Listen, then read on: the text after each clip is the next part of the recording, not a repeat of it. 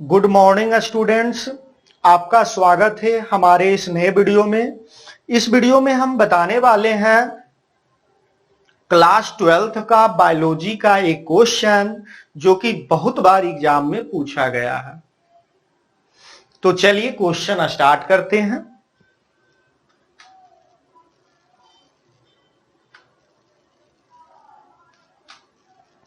Question है PCR क्या है, इसकी प्रक्रिया तथा इसके उपयोग के बारे में वर्णन करें।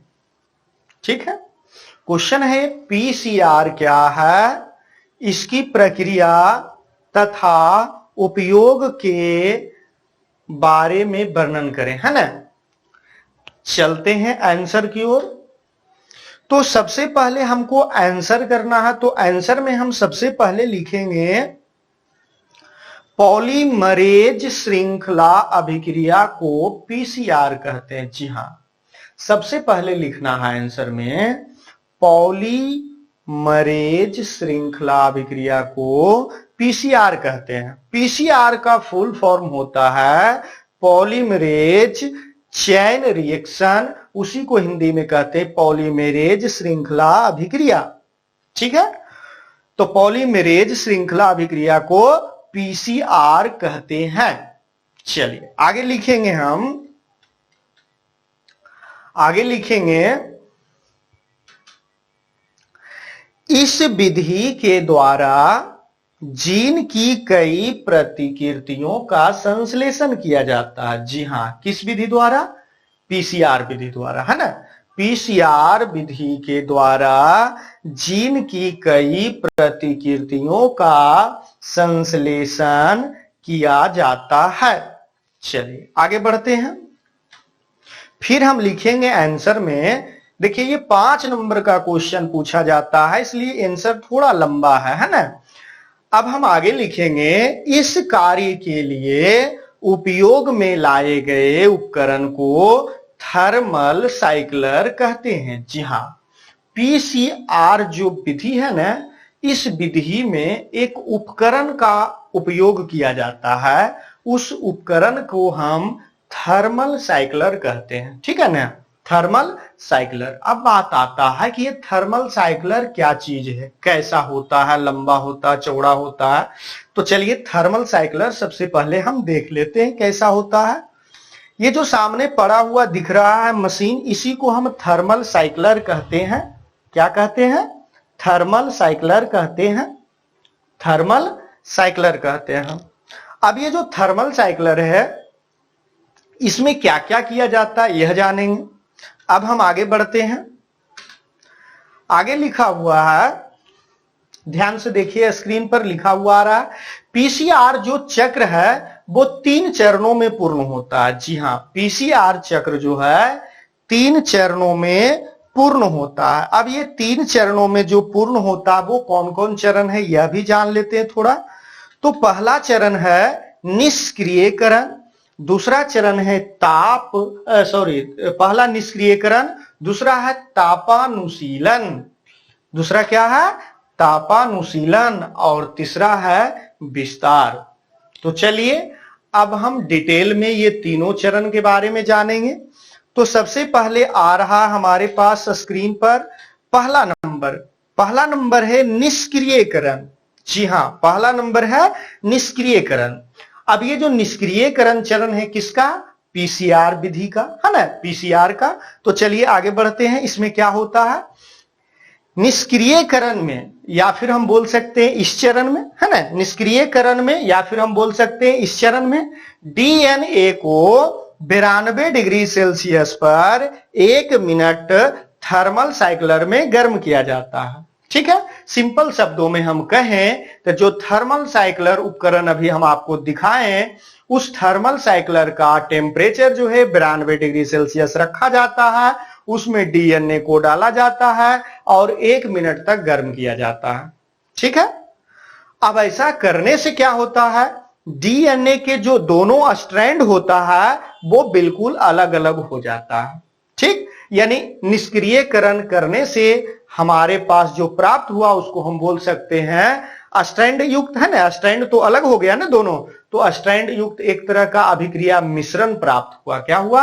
अस्टैंड युक्त अभिक्रिया मिश्रण प्राप्त हो गया हमको। किसमें? निष्क्रियकरण में। अब हम दूसरे स्टेप पर चलते हैं। दूसरा है तापानुशीलन। अब ये जानिए कि तापानुशीलन में क्या होता है ना? तापानुशीलन में क्या होता है? तो अभी हम जस्ट निष्क्रियकरण किए थे, तो निष्क्रियकरण में हम क्या बताएं? अस्टैंड युक्त अभिक्रिया मिश्रण प्राप्त हुआ था, है ना? तो उस अस्टैंड युक्त अभिक्रिया मिश्रण को तापानुशीलन में क्या किया जाएगा? उसका टेम्परेचर को पहले घटाया जाएगा। कितना घटा कर लाया जाएगा? तो 48 डिग्री सेल्सियस ले आया जाएगा। उसके बाद फिर से 1 मिनट तक उसको उसी टेम्परेचर पर रखा जाएगा। ठीक है, यानी हम बोल सकते हैं इसमें कि इस चरण में अस्टैंड युक्त अभिक्रिया मिश्रण का तापमान घटाया जाता है लगभग 48 डिग्री सेल्सियस पर। इसे 1 मिनट के लिए रखा जाता है। चलिए अब हम बढ़ते हैं तीसरा नंबर पर। तीसरा नंबर है विस्तार। अब ये विस्तार में क्या होता है तो ध्यान से समझिएगा। अभी हमारे पास जो तैयार हुआ पहला दूसरा से क्या? अभिक्रिया मिश्रण। तो उस अभिक्रिया मिश्रण जो है उसका इस अभिक्रिया मिश्रण का तापमान को बढ़ाया जाएगा। तो हम लिखेंगे कि इस चरण में अभिक्रिया मिश्रण का तापमान बढ़ाया जाता है। अब बढ़ाकर कितना कर लिया जाता है? तो लगभग 72 डिग्री सेल्सियस कर लिया जाता है। कितना? लगभग 72 डिग्री सेल्सियस। तो टेम्परेचर को बढ़ाने के बाद फिर से 72 डिग्री सेल्सियस पर 1 मिनट के लिए रखा जाता है। अब बात आता कि ऐसा करने से फायदा क्या हुआ, है ना? ऐसा क्यों किया गया? तो चलिए आगे बताते हैं हम। ये जो चरण है ना, ये जो चक्र है, कौन सा चक्र? पीसीआर चक्र में तीन चीज बताएं। कौन कौन? पहला निष्क्रियकरण, दूसरा तापानुशीलन, तीसरा विस्तार। तो ये तीनों चक्र को क्या किया जाता है? 34 से 37 बार दोहराया जाता है, रिपीट किया जाता है। ऐसा करने से क्या होता है कि डीएनए का जो खंड है ना, उसको डीएनए का जो खंड है उसको 1 अरब गुना तक प्रवर्धित कर लिया जाता है। यानी शॉर्ट शब्दों में कहें, सिंपल शब्दों में कहें, सिंपल भाषा में, तो हम कह सकते हैं कि डीएनए का जो प्रतिलिपि कॉपी हुआ, मतलब 1 अरब कॉपी उसका तैयार कर लिया गया डीएनए के खंड को, है ना? मतलब प्रतिलिपि को उसका तैयार कर लिया गया। तो हम लिखेंगे कि इस चक्र को 34 से 37 बार दोहराया जाता है। इस प्रक्रम द्वारा डीएनए खंड को 1 अरब गुना तक प्रवर्धित किया जा सकता है। चलिए अब हम आगे बढ़ते हैं। क्वेश्चन हमारा था पीसीआर क्या है, इसकी प्रक्रिया तथा इसके उपयोग के बारे में वर्णन करें। तो हमने पीसीआर क्या है बता दिया, प्रक्रिया बता दिया, उपयोग के बारे में भी नहीं बताया, है ना? तो चलिए उपयोग के बारे में जानते। इसका उपयोग कहां कहां होता है? तो सबसे पहला उपयोग इसका है जीवाणु की पहचान करने में। जी हां, पहला उपयोग इसका है जीवाणु की पहचान करने में। दूसरा उपयोग हम लिखेंगे मनुष्य में रोगाणुओं का पता लगाने में। मनुष्य में बहुत तरह का रोग होता है, कुछ जेनेटिक होता है जो माता पिता से बच्चे में जाता है, तो वैसे रोगों के निवारण में भी पीसीआर का उपयोग होता है। आगे है आपराधिक मामलों में। आप लोग जानते होंगे क्राइम वगैरह होता है तो वहां पर डीएनए फिंगर प्रिंटिंग का मामला आता है, जिससे अपराधियों को पकड़ा जाता है ना, पहचाना जाता है।